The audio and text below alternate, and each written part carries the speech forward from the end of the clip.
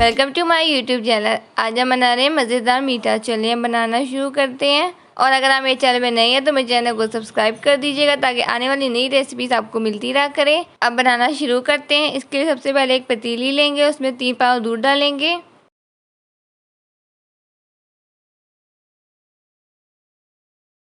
और 1 खाने का चमचा चीनी डालेंगे। अब चूल्हे की आंच तेज़ कर देंगे और खदकी यानी उबाल आने का इंतज़ार करेंगे।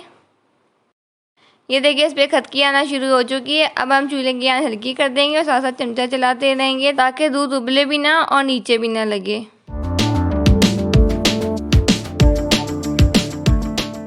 दूध का कलर भी चेंज हो चुका है और ये आधा भी हो चुका है। इसका मतलब है दूध डन हो चुका है।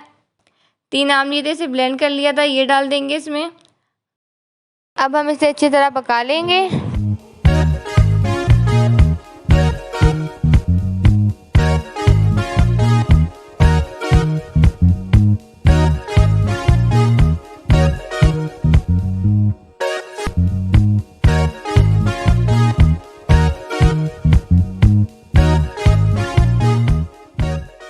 सात से 8 मिनट हो चुके हैं। अब हम इसे ठंडा होने के लिए फ्रिज में रख देंगे। ठंडा हो चुका है। अब हम इसे बादाम से गार्निश कर लेंगे और सर्व करेंगे।